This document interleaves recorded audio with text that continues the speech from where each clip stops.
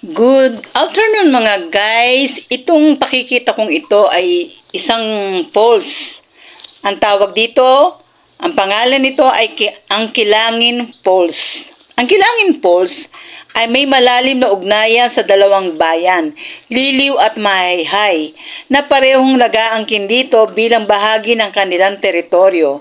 Bagamat mas madaling puntahan mula sa Mahayhay, noong 2017, naging formal na responsibilidad ng Liliw ang pangangasiwa sa lugar. Hanggang ngayon, pinapangalagaan ito bilang isang malinis at natural na likas na yaman.